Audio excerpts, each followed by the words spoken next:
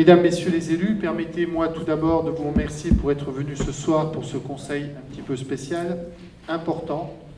Grande étape du projet municipal qui tracera le sillon pour Vittel pour les prochaines années sur le plan thermal et touristique. Je rappelle que cette réunion, comme depuis plusieurs mois, est filmée conformément à la réglementation. Et sans transition, je vais faire l'appel. Monsieur Patrick Floquet. Madame Nicole Charon. Monsieur Alexandre Chopinez. Présent. Madame Sylvie Vincent. Présent. Monsieur Daniel Gornet. Présent. Madame Isabelle Boissel. Présent. Monsieur Christian Grégoire. Présent. Madame Fabienne Picard. Présent. Madame Marie-Thérèse Maïté Tomasini. Présent. Monsieur Jackie Canepa est excusé et a donné procuration à Monsieur Patrick Floquet. Monsieur André Auchamp. Présent. Madame Denise Maire. Madame Véronique Grossier. Présent. Monsieur Francis Marquis. Présent. Monsieur Jean-Jacques Gauthier. Présent. Monsieur Thierry Lezinski. Présent. Madame Ghislaine Cossin. Excusez. Madame Nadine Bailly. Monsieur Olivier Simonin. Présent. Monsieur Valentin Vassalo. Présent. Madame Charline Lehmann. Monsieur Joël Grosjean. Présent. Madame Maryse Ratier. Monsieur Éric Lamontre. Madame Dominique Alboussière. Monsieur Bernard Novian. Monsieur Didier Forquignon est excusé à donner procuration à Madame Marie-Laurence Zey. Madame Marie-Laurence. D'accord. Donc nous sommes 1, 2, 3, 4, 5, 28 votants. Et donc le quorum est à 10. Donc nous pouvons délibérer. Le secrétaire de séance. Je crois que M. Gornet s'est encore proposé. Donc comme c'est une bonne âme, on va lui donner la grande responsabilité d'être le secrétaire de séance. Mes chers collègues, cette séance donc de ce soir est très importante. Sur le fond, sur un des projets qui regarde les termes de Vittel, car notre assemblée municipale, de par son choix, dessinera donc le Vittel à l'horizon 2030. Vision de l'équipe municipale qui a obtenu, comme vous le savez, le plus de suffrages en 2020. Vision souhaitée par notre équipe pour notre ville. Vision pour une ville connue au niveau mondial, de par son eau, de par ses eaux, de par ses acteurs touristiques qui y sont présents. Je rappelle également que ce processus a été très long, car depuis 2017, avec plusieurs années donc de travail en lien direct avec la région, le département, la Banque des Territoires et Atout France. Pour faire simple,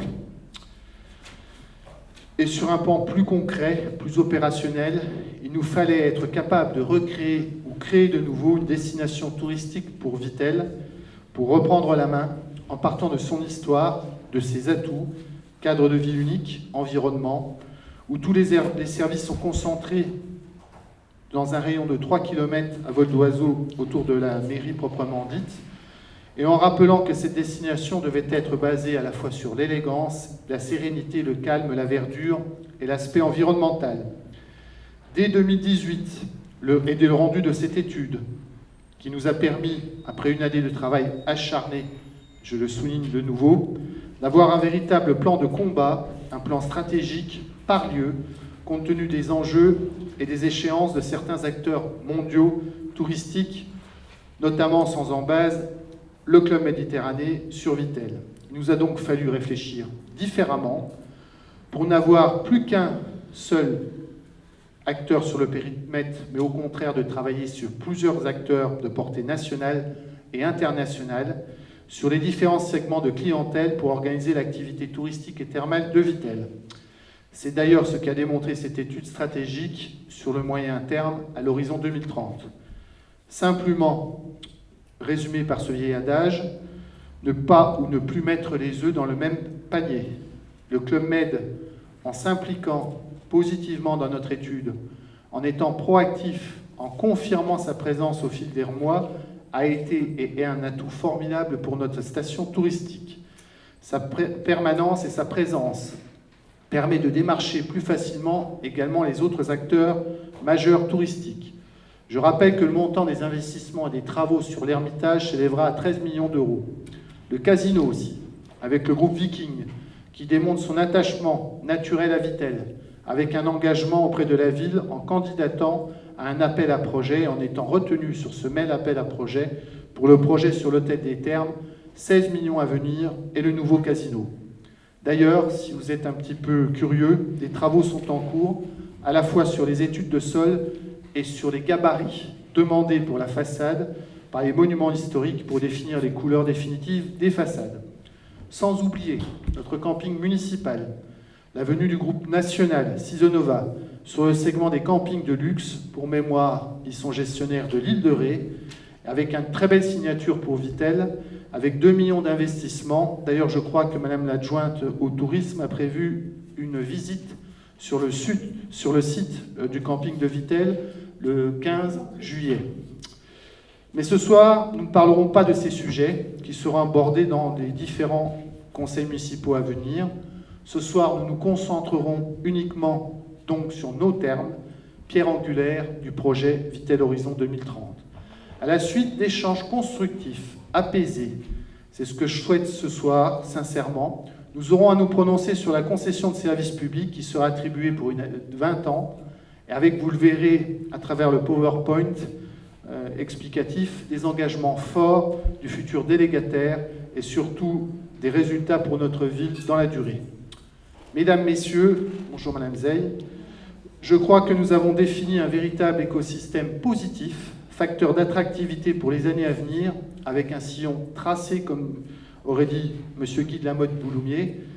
D'ailleurs, permettez-moi de penser à l'ensemble des maires qui se sont succédés à la tête de la commune, qui ont tous apporté à leur manière, si vous me permettez l'expression, leur pierre à l'édifice, de la vision globale de la station touristique par rapport à Guy de la Motte-Bouloumier, au rachat au groupe Partouche par Jean-Claude Milot, à la volonté de pousser les curseurs sur ces mêmes lieux de la part de Jean-Jacques Gauthier et votre serviteur, en voulant en faire un véritable outil fort, un outil de développement touristique, à l'instar de ce qui se passe ailleurs, Amnéville ou même Nancy.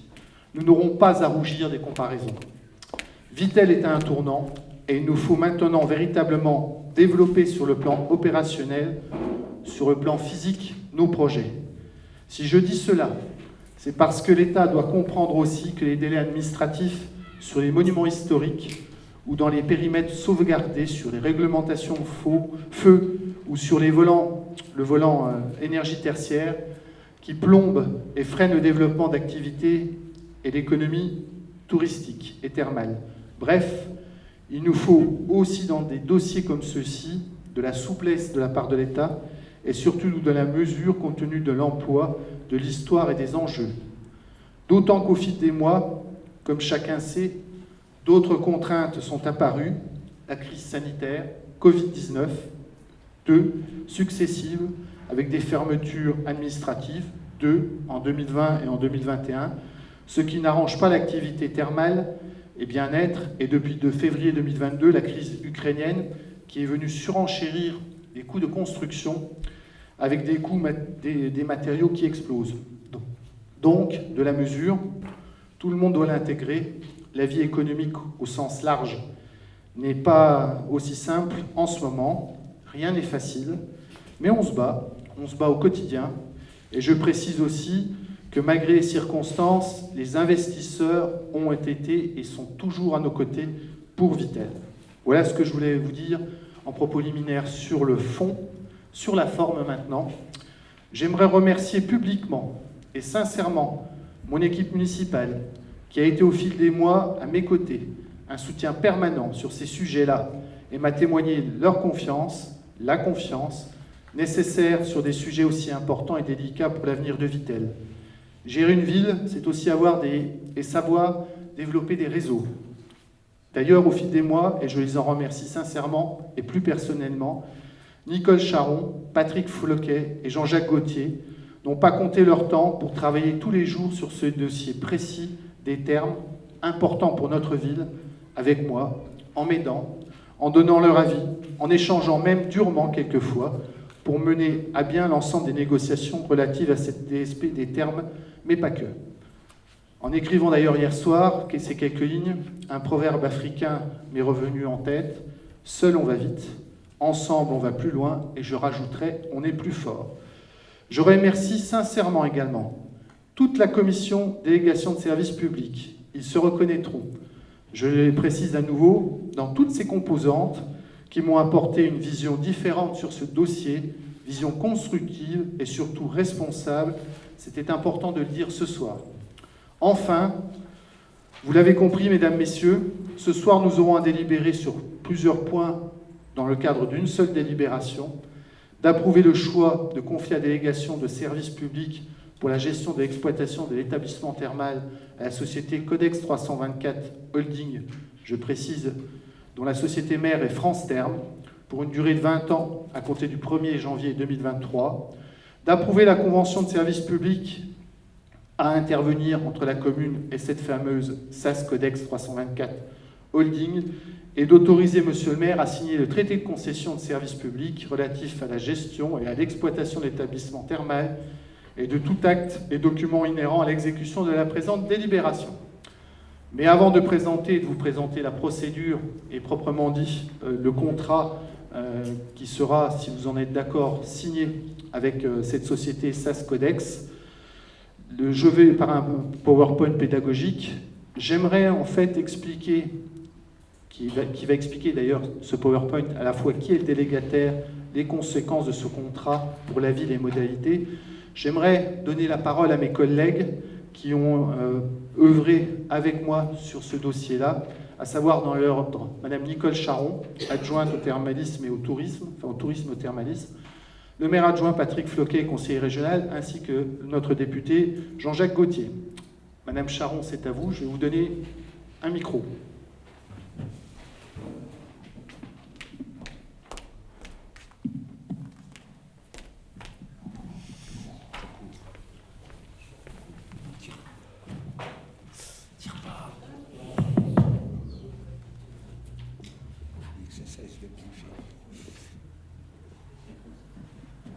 Il fonctionne. Oui. Merci, Monsieur le maire. Effectivement, nous avons pris beaucoup de plaisir à travailler ensemble, avec vous tous également. Nous avons eu des moments, disons, de forte appréhension de temps en temps. Nous avons eu des moments de doute. Mais bon, je pense que nous avons eu la chance de tomber sur des acteurs très professionnels et c'était l'essentiel. Donc, comme vous le verrez, c'est France Therm qui a été retenu. Nous devons être fiers que cet acteur connu et reconnu dans la profession du tourisme thermal et spaïste soit intéressé par Vittel pour investir fortement. La force de ce groupe, je dirais, en plus de leur professionnalisme, c'est la communication. Vous savez très bien que depuis des années, on parle d'un manque de communication sur Vittel. Et contrairement à d'autres groupes, leur communication est basée individuellement pour chacune des stations. C'est-à-dire qu'ils ne vont pas vendre le nom France Therm, ils vont vendre le nom de Vittel, Vichy, etc. Et ça, c'est très important pour la visibilité de notre ville et pour les futurs acteurs ou investisseurs qui viendront les rejoindre. Voilà, c'est ce que je voulais surtout dire, parce que pour moi, la communication, c'est vraiment le vecteur important. On a beau avoir une ville superbe, si on ne le fait pas savoir, eh bien, ma foi, personne ne viendra. Voilà, je voulais surtout insister là-dessus. Merci, Nicole. Merci, monsieur le maire. Moi, je voudrais simplement ne pas rajouter, ni paraphraser ce que monsieur le maire a dit, mais simplement insister sur la vision d'ensemble. Monsieur le maire l'a rappelé, depuis 2017, effectivement, la difficulté, elle était connue. On savait qu'effectivement, un certain nombre de mutations devaient être prises en compte. Et on devait effectivement avoir des solutions par rapport à ces mutations. Et ces mutations, elles sont de plusieurs natures, effectivement sur le côté purement thermal, mais bien plus largement sur le côté touristique et économique au sens très large, et qu'il fallait effectivement redonner un nouveau souffle à cette destination. Cette vision large, effectivement, comme monsieur le maire l'a rappelé, il était important d'y associer les différentes collectivités territoriales, que ce soit le conseil départemental, le conseil régional et plus largement l'État, pour que chacun puisse s'impliquer, parce qu'effectivement, sans vouloir être minimaliste, mais avec nos petits bras de conseillers municipaux, c'était un peu compliqué par rapport à cet enjeu d'ampleur, parce qu'effectivement, on est là centré aujourd'hui sur les termes, mais effectivement, c'est bien sur une opération beaucoup plus large et beaucoup plus globale que, comme monsieur le maire l'a rappelé, que tout ça va s'exercer. Et il faut être conscient qu'effectivement, même si administrativement et juridiquement les choses ne sont pas liées, on est bien sur une opération d'ensemble qui va concerner effectivement les termes, évidemment, bien évidemment, mais aussi tous les bâtiments et actifs qui vont être restructurés, que ce soit le Palmarium, le Grand Hôtel, l'Hôtel de l'Ermitage, accessoirement, si je puis m'exprimer ainsi, l'Hôtel des Thermes, qui est encore un autre morceau qu'il va falloir effectivement accompagner. Et pour cet ensemble d'opérations, évidemment, il était important que le Conseil départemental et le Conseil régional, et l'État évidemment, puissent être sollicités. Il faut prendre en compte qu'à cette heure-ci, probablement, et on n'est pas encore à la fin de l'opération, c'est quand même globalement une opération qui, à cette heure-ci, au dernier comptage, quand on met les différents protagonistes, c'est une opération qui va qui va mobiliser 84 millions d'euros sur l'ensemble du projet.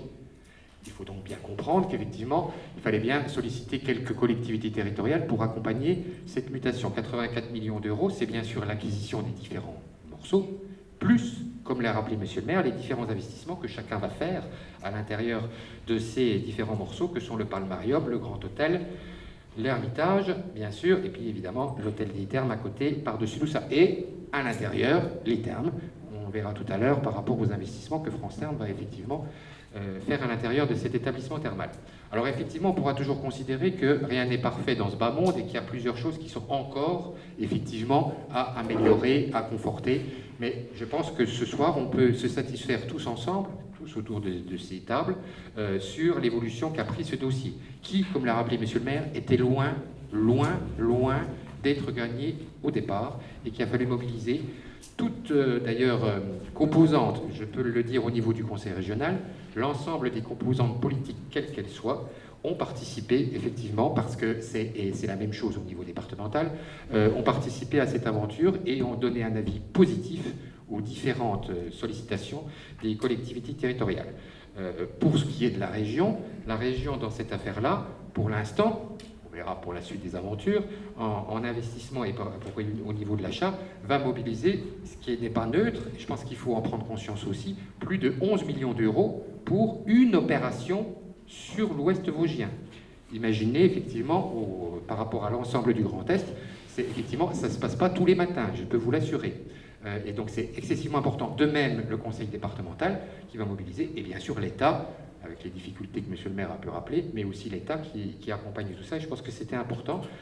Monsieur le maire l'a rappelé, c'était effectivement un travail d'équipe peut-être un peu resserré, mais l'objectif, c'était pas effectivement d'exclure qui que ce soit, mais dans tout ça, effectivement, on l'a rappelé plusieurs fois. Il y avait des secrets industriels, il y avait des secrets des affaires, il y en a encore sur un certain nombre de sujets. Au fur et à mesure, eh bien, vous voyez, on arrive tout doucement. Quand les choses sont faites, on les dit. Et je pense que c'est important que là, maintenant, on va entrer plus spécifiquement sur le côté terme. Le reste des aventures, ce sera pour les mois qui viennent, là aussi. Et à la fin, tout le monde sera informé, tout sera clair, tout sera transparent. Et vous pourrez éventuellement remonter le fil en marche arrière pour voir le temps et les aventures qui ont pu avoir lieu depuis 2017. Voilà ce que je voulais dire, monsieur le maire. Alors là, je vais repasser, avant de donner la parole au niveau national, simplement dire que ça a été exactement pareil au niveau du département, à savoir qu'il a fallu convaincre l'ensemble des conseillers départementaux, même si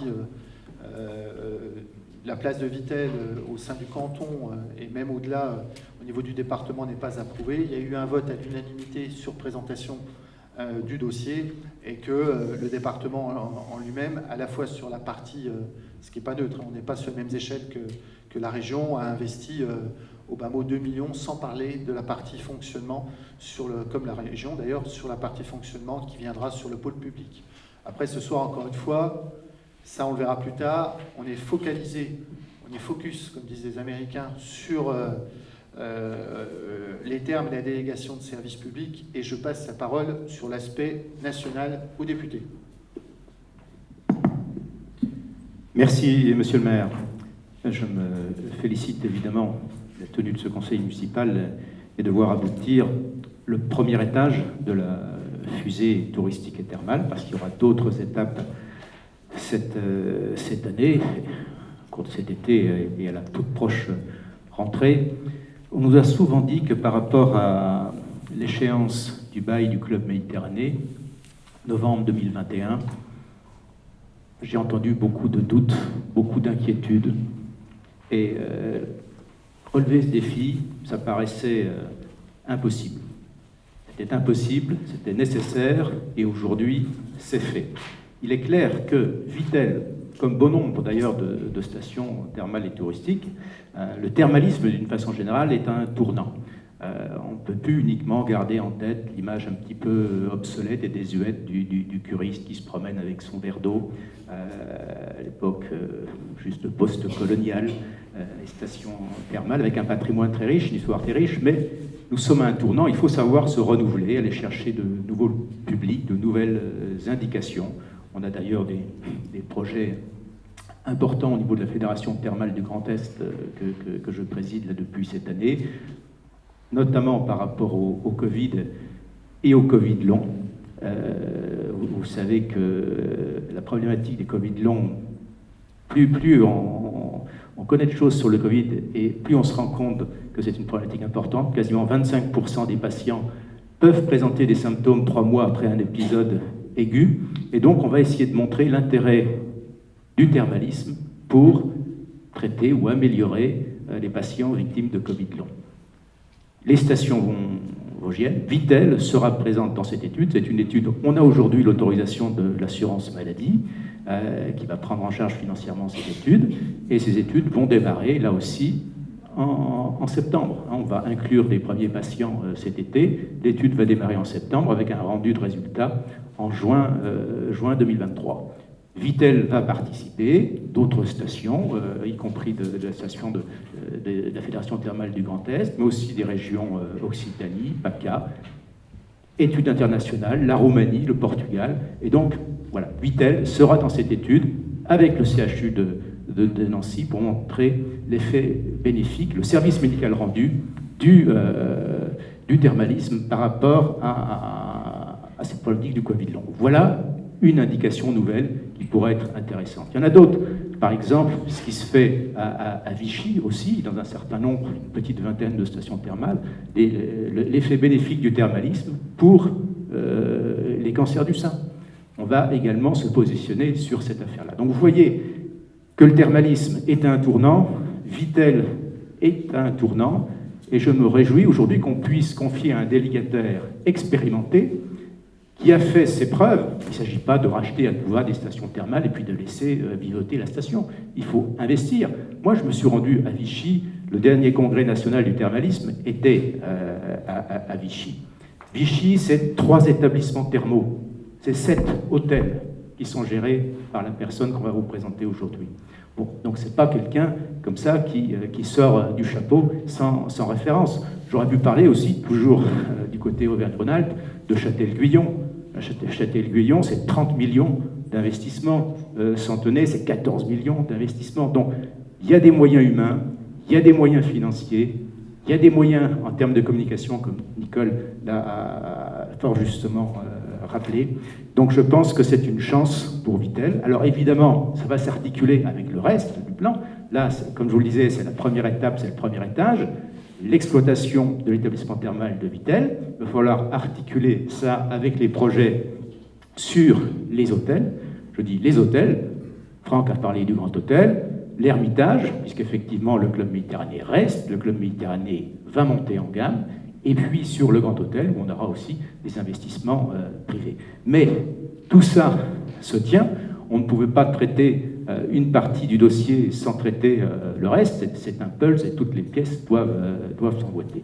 Donc en tout cas, à titre personnel, étant réélu à l'Assemblée nationale, évidemment, J'étais vice-président du groupe Thermalisme à l'Assemblée sur le mandat précédent et je vais évidemment continuer à m'investir. Je connais, à titre personnel, tous les acteurs du thermalisme français, que ce soit Thierry Dubois, président du CNED, Jean-François Béraud, de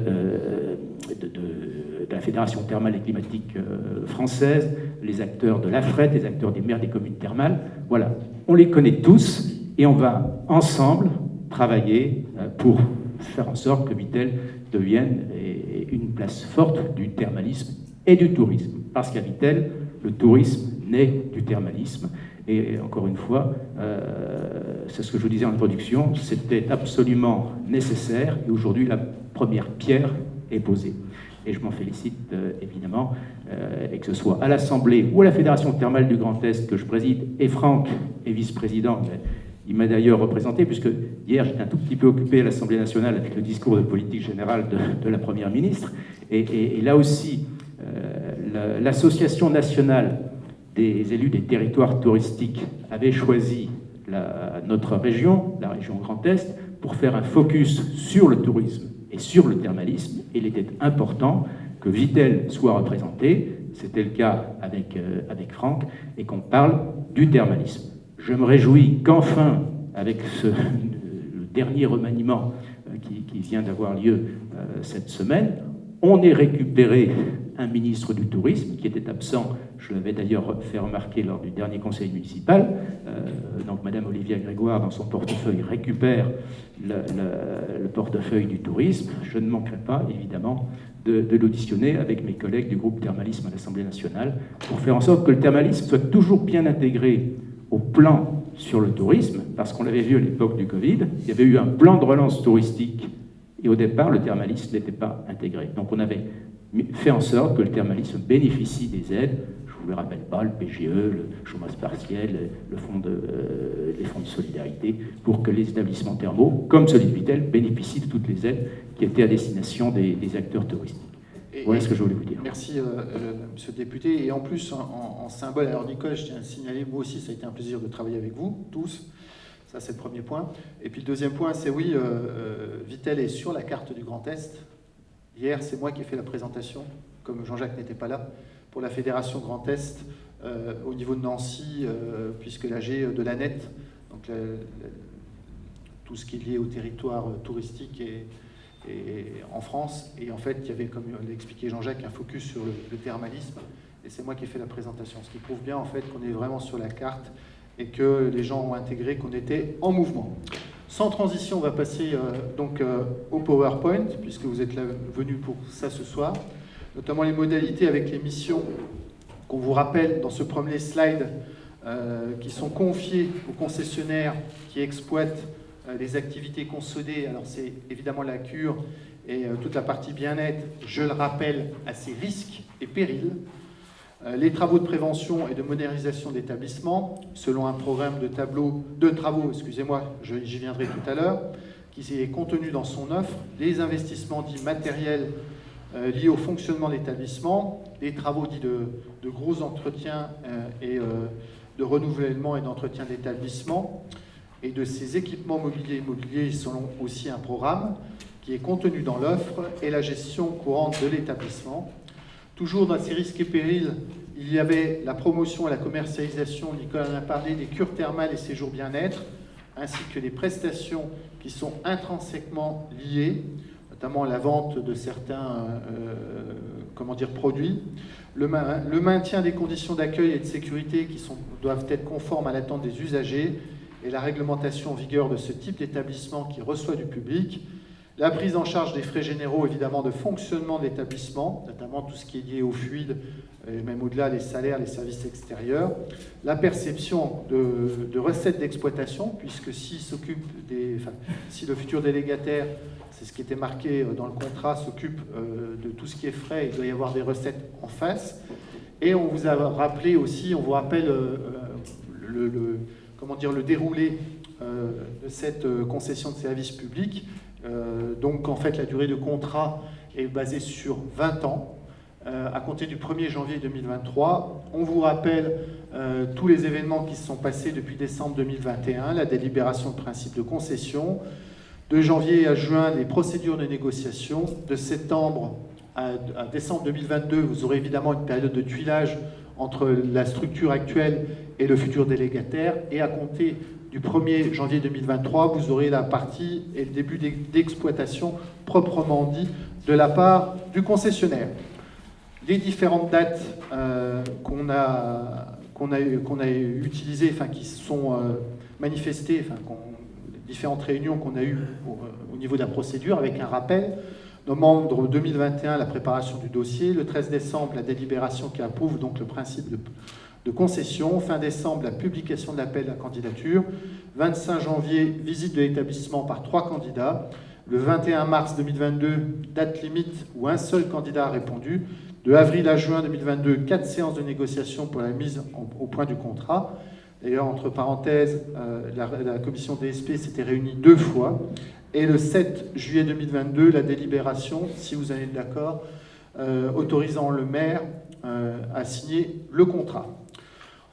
Maintenant, on va parler de la candidature de Codex 324 Holding, filiale de France Terme. Déjà, France Terme, c'est un groupe français qui a été créé en 2009, qui est expert en développement et exploitation, notamment 6 resorts. Les points jaunes sont les points, en fait, qui sont les points cibles à l'horizon 2023. Vous dire que c'est un groupe qui a un objectif en 2023, fin 2023, de 60 000 cures. Il y a 42 500 curistes conventionnés par an sur cette indication, j'y reviendrai plus tard. C'est, selon certains classements, le 2e ou le 3e professionnel du thermalisme en France, qui n'est pas rien, devant d'autres groupes bien connus. Et derrière la chaîne thermale, c'est 70 millions d'euros de chiffre d'affaires, c'est 1250 clés en hôtel et c'est 1100 salariés. Vous avez la carte des resorts qu'ils ont. Jean-Jacques en a parlé. Il y a Néris-les-Bains, pour information, 25 millions de travaux avec des affections et de la rhumato-psychosomatique, notamment les affections psychosomatiques. Il y a Bagnoles-Delorme, 18 millions de travaux avec la rhumato et des séquelles post-traumatiques. Il y a Salis, le Béarn, avec 26 millions de travaux et la rhumato, la gynéco et la stérilité de la femme, et notamment le trouble du développement de l'enfant. Il y a Vichy, 50 millions d'euros, avec la rhumato, la surcharge pondérale et les affections digestives. Il y a aussi Chaudaigue, 35 millions, avec le microbiotisme et Châtel-Guyon. Et surtout, il y a aussi la partie Calédem, avec 10 millions d'investissements, et on s'occupe de rhumato et de sciatique et de névralgie cervico-brachiale.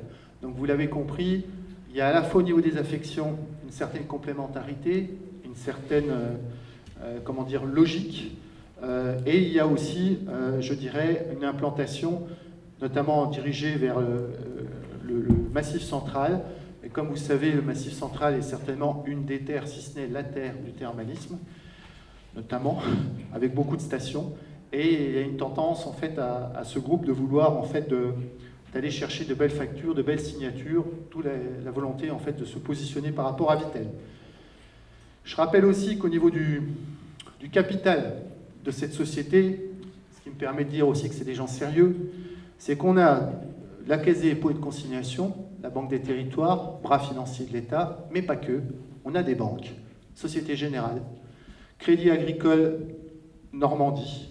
Donc vous l'avez compris, il y a quand même une capacité financière qui n'est pas neutre.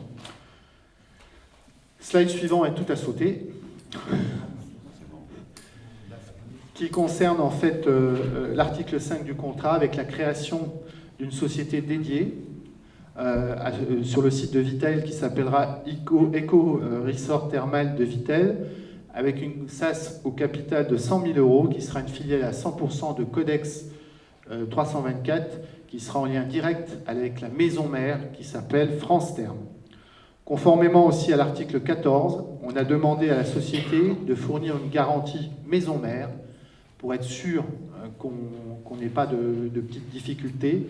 Et ce montant est de 500 000 euros qui devront être toujours placés en garantie de la part de cette société. Le projet en lui-même, c'est de faire de Vittel la première destination touristique de santé éco-responsable. Donc Vittel, station thermale de pleine santé, de créer un véritable éco-resort thermal et touristique en exploitant les bâtiments connexes de l'établissement thermal, notamment le Grand Hôtel, qui ne nous concerne pas ce soir, et le Palmarium. Éco-resort qui s'inscrit dans le programme, comme vous le savez, Vittel Horizon 2030, avec une véritable stratégie de destination et de diversification qui résulte de l'étude qui avait été menée à l'époque en 2017 par Atout France, avec une montée en gamme et, comme je l'ai expliqué, plusieurs acteurs touristiques à la place d'un seul acteur présent sur site, tourné vers l'élégance, la sérénité, la vitalité et le plaisir. Les objectifs principaux de ce projet, c'est d'accroître bien évidemment le confort des curistes et créer une offre nouvelle de cure thermale premium au niveau de l'établissement qui existe actuellement, de diversifier les activités en lien avec la médecine thermale, de sécuriser le fonctionnement technique de l'établissement, bien évidemment, d'optimiser les postes de travail avec l'ergonomie pour les salariés, d'engager une amélioration progressive de l'empreinte environnementale de l'établissement et de garantir la valeur patrimoniale de l'établissement dans les choix des ambiances et des matériaux dits de rénovation. Globalement, le projet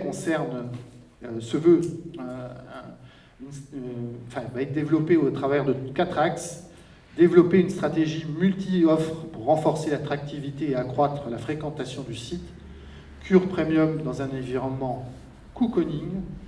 Développement du spa dans le Palmarium avec un espace de nutrition et de restauration. Le but est de repositionner Vittel en tant que station thermale spécialiste de l'appareil digestif et des maladies métaboliques, d'accompagner les curistes dans l'amélioration de leur comportement alimentaire. C'est ce qu'il faut retenir, avec d'autres indications. Jean-Jacques en a parlé, Coviterm et pourquoi pas des suites de cancer du sein. Donc vous l'avez compris, rhumato certes, puisque tout le monde l'a fait, mais différenciateur sur les troubles métaboliques. Proposer une offre médicalisée de remise en forme, ça tombe bien, on a tout le volet sportif qui est aussi derrière. Par exemple, Vichy a sa maison sport santé, ça tombe bien comme Vittel. Et surtout, investir à hauteur des ambitions pour créer une véritable destination d'avenir. Sur l'ensemble du site hors achat, c'est 34,2 millions d'euros. On vous explique le programme d'investissement. Alors, notez bien ce chiffre, c'est le programme d'investissement, mais il y en a d'autres, on est à plus de 7,4 millions. 2,7 millions sur 3 ans dans l'établissement thermal, avec le planning de travaux. La liste des travaux que vous avez là, que vous avez eu, je crois, en détail sur les dossiers que vous avez reçus. Il faut savoir que viennent se rajouter à ces 2,7 millions le renouvellement, j'en parlerai tout à l'heure, pour un peu plus de 2 millions, et aussi tout ce qui est lié au fonctionnement proprement dit par rapport à hauteur de 2,5 millions. Les conditions dites de redevance, une redevance fixe, attendez, oui, les travaux, excusez-moi, j'ai mis pas dans l'ordre, les travaux. Donc les travaux, il y a une création d'une boutique, d'une cuisine pédagogique, d'une tisanerie, la création d'espaces médicaux, la rénovation de jacuzzi, de piscine et de hall d'entrée, évidemment l'embellissement des espaces, la création d'un espace therme premium au niveau 1, c'est où qu'il y a l'actuel spa. L'ex-passeport de la forme devient en fait le pôle administratif et le clos couvert évidemment reste à la charge de la ville. Concrètement, vous aurez 2 phases. Les termes 2023, les activités cure et spa se dérouleront dans l'établissement thermal actuel, puisqu'il faut avoir à la fois les dépôts de dossiers au niveau des permis de construire, j'en parlais tout à l'heure, puis la validation et l'absence de recours, puis ensuite la validation de l'ABF, des pompiers, de la DDT, enfin plein de choses, et puis concrètement, ensuite on parlera vraiment de travaux proprement dits. Deuxième phase, qui concerne les projets après 2025. Alors le but du jeu, c'est quand même de gratter 1 an. Création d'un espace cure premium pour monter de 5000 cures à 7600 curistes par an. Premier point. Le transfert de l'activité spa dans le Planmarium, après des travaux de rénovation, pour passer de 20 000 entrées par an, alors moi je dirais c'est plutôt 20 000, 25 000 demi-journées, à 80 000 entrées par an, avec un bail commercial du Palmarium qui sera considéré comme bien de retour à la fin du contrat de concession, ce qui n'est pas neutre pour la collectivité, puisque comme vous l'avez compris, il va y avoir un niveau d'investissement fort sur le Palmarium, et à la fin du cycle, nous récupérons ce droit, entre guillemets, à exploiter. Les travaux, on vous a mis quelques plans, c'est l'actuel Palmarium, avec le projet Grand Spa des Vosges, qui sera certainement un des plus grands spas du Grand Est, 2800 m², 9,5 millions de travaux, avec un bail commercial. Puis, les conditions financières du contrat, à savoir, et c'est là que je peux intervenir sur les redevances, une redevance fixe à hauteur de 60 000 € indexée, une redevance complémentaire à partir de la 3e année, qui n'est pas indexée, nécessité ce qui a été négocié lors du contrat et lors de différentes discussions, avec sur la montée du contrat, sur la totalité de la durée du contrat, un retour pour la ville, hors tout ce qui est taxes de séjour, etc., de 1 740 000 €. Et en plus, on a négocié, lors des différentes entrevues, entre guillemets, une redevance complémentaire de superperformance de 20% du chiffre d'affaires, si le chiffre d'affaires réel dépasse le chiffre d'affaires prévu au compte d'exploitation prévisionnel qui nous a été fourni. Chiffre d'affaires 2024, par exemple, prévu à 4,3 millions. Si vous arrivez avec un réel de 4,4 millions, vous avez une redevance de 20 000 € qui se rajoute. Enfin, on vous a remis le détail des investissements, 7,3 millions, avec des investissements initiaux à hauteur de 2,7 millions. La ville apportera simplement une garantie d'emprunt sur les prêts Petite Ville de demain, à hauteur de la moitié, de même pire, de 525 000 €. Une garantie, un investissement de renouvellement à hauteur de 2,1 millions d'euros, soit en moyenne 105 000 € par an. Les investissements sur les gros entretiens et renouvellements pour 125 000 kg € en moyenne par an, soit 2,5 millions d'euros. Et la maintenance qui est estimée à 700 000 € pour un total resort, si on prend tous les chiffres et qu'on rajoute ce chiffre lié aux engagements financiers, qui amène à 40,2 millions d'euros, et on ne parle pas évidemment du niveau de l'hôtellerie. La concession, période d'ouverture, on vous les a mis, avec une augmentation de 17% de la période d'ouverture dès 2026, avec des efforts commerciaux déployés et une proposition d'une offre complète capable de capter une nouvelle clientèle sur ces périodes. Période d'ouverture qui irait de mars à décembre, de 23 à 25, avec 252 jours, et à compter de 2026, on passerait à 294 jours.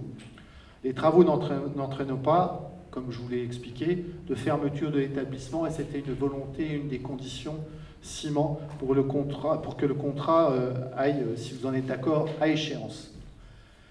Moyens humains, 72 équivalents temps plein, on passerait en 2025 à 93, emploi direct, peut-être des médecins thermaux également, à partir de 2025, qui seraient en binôme avec les médecins locaux pour absorber le surplus de clientèle.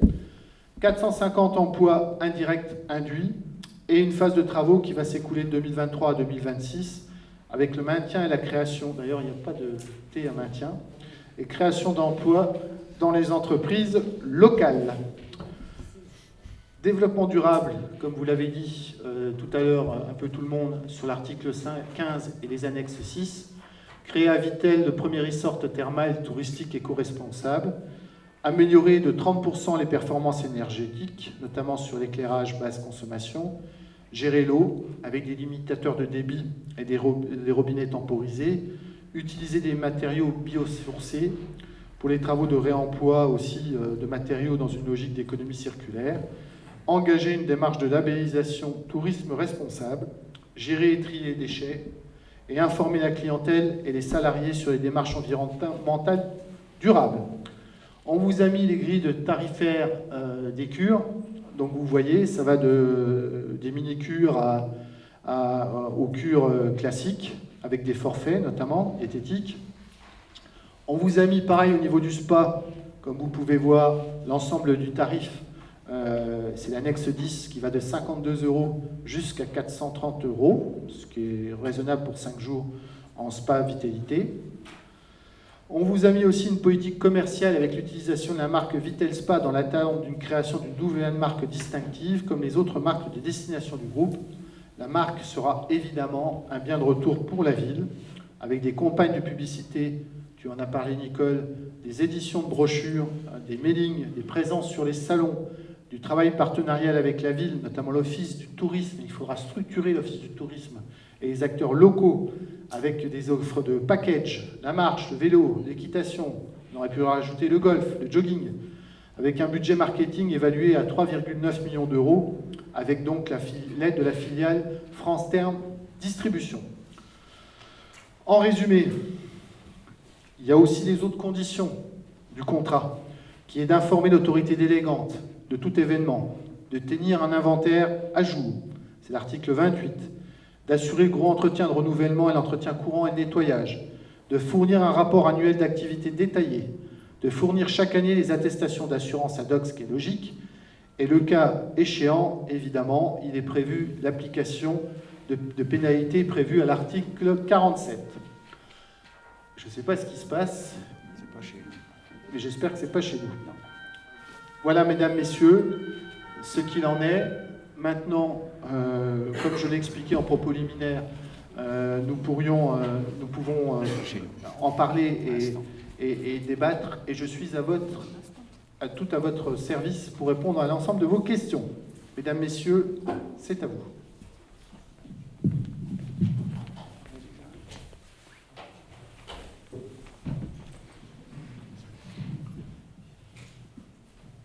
Bonjour Madame Zay, oui, dites-moi.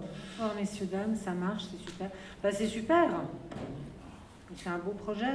J'espère qu'il aboutira. J'espère que France Terme trouvera des médecins thermaux, ce qui n'est pas une mince affaire, mais on ne peut que leur souhaiter d'y arriver. J'espère qu'on arrivera à absorber 7000 curistes ou 7500 au lieu plutôt de 3000 que 5000, cette dernière année. Si tout ça fonctionne, moi je ne peux que vous féliciter, c'est génial. Mais le Grand Hôtel, alors on en saura plus au prochain épisode, c'est ça le... Vous avez tout à fait raison, voilà, rien n'est dit. On saura au fur et à mesure quand les choses auront abouti. Voilà, si ça se fait, je suis contente, c'est bien, c'est un beau projet. En espérant que la suite ne soit pas aussi longue à arriver que le devenir de l'Hôtel des Thermes, voilà quoi, c'est juste ma question, c'est que vous nous demandez toujours de vous faire confiance, et la confiance n'est pas quelque chose de spontané, ça se mérite. Donc pour la suite, on verra. Mais c'est vrai que si ce projet thermal, tel qu'il est décrit là, voit le jour, c'est bien, super. Merci Madame Zay. Alors c'est dommage que vous n'étiez pas au début, à peine arrivé. Non, j'ai beaucoup de curistes à voir, c'est pour ça que... C'est tant mieux, ça veut dire que ça marche. Simplement vous dire que... par rapport à l'Hôtel des Thermes, et j'en parlerai pas parce que le but du jeu c'est de parler des Thermes et de ces délégations de services publics, vous devez bien comprendre qu'il existe des contraintes administratives qui ne sont pas neutres. On a affaire à des bâtiments qui sont classés, sauvegardés, avec des notions aussi de sécurité incendie, avec derrière aussi des problématiques qui sont liées à la consommation d'énergie, notamment par exemple la loi sur le tertiaire, qui vous impose des réglementations. Réglementations avec avis, notamment des ABF, qui me prennent un temps fou. D'ailleurs, je vous invite à aller voir l'Hôtel des Thermes, il y a un bel échafaudage où on essaye de faire ce qu'on appelle un gabarit pour démontrer, en fait, pour trouver les couleurs initiales qui correspondra à la future réalisation. Je tiens simplement à vous signaler aussi, mais je pense que vous n'avez pas oublié non plus, sur l'Hôtel des Thermes, c'est qu'il y a eu un appel d'offres qui est passé, qu'il y a un architecte qui est retenu, qui s'appelle le cabinet Moho, avec Madame Marsal à la tête, et qui travaille sur le dossier. Le petit sujet qui est là, c'est qu'elle doit faire face à des contraintes administratives, comme j'expliquais, avec des ABF qui sont, comment dire, très tatillonnes. C'est ce que j'ai expliqué en propos liminaire. On a le même sujet sur la fontaine impériale. Ne croyez pas que c'est lié au fait du prince, c'est pas ma faute à moi. La difficulté, c'est que tout simplement, au lieu d'être facilitateur, on se retrouve dans des mécanismes où tout le monde tire les parachutes, quoi. Donc il arrive un moment, on n'avance plus, quoi, c'est comme ça. Pas obligé de dire ça. Donc voilà la difficulté qu'on a. En tout cas, je me réjouis de votre position, je voulais vous dire, madame, en public, et je vous remercie des encouragements que vous nous apportez. D'autres questions? Oui, Bernard, monsieur Novian. Oui, donc je suis bien compris que vous ne pouvez pas parler du Grand Hôtel, mais je vais essayer de remettre une petite couche, on ne sait jamais, des fois que ça vienne. Je crois que c'est important d'en parler, même si je sais que c'est dissocié de cette DSP, bien évidemment. Qu'est-ce qu'il y aurait comme projet derrière ça, en fait? En dire deux mots, parce que je pense que alors, ces personnes qui viennent... Vous êtes d'un naturel très impatient. Je vous invite à venir fin septembre et vous en saurez plus. Ça vous va? Non, mais bon, c'est pas grave. Il faut un tout petit peu de patience. Merci. D'autres questions? Bon. Oui. Une préoccupation des Vitellois que vous pouvez rencontrer, avec qui j'ai échangé, c'était bon, et il y a un slide qui répond très bien. Et il y a des Vitellois quand même qui s'inquiétaient un peu sur le secteur de l'emploi. Pas de problème. Explicatif. On met le slide. Simplement, le slide est important, et dites-vous bien, et M. Novian en parle tout à l'heure très très bien, c'est qu'on passe à 93 emplois, mais que derrière, il y a d'autres choses qui vont arriver. Donc on va un petit peu augmenter les chiffres. Voilà. Je ne serai pas plus long. D'autres questions? Bon, je vous propose de passer au vote. Qui est contre? Qui s'abstient? Je vous remercie. Vote à l'unanimité. Merci.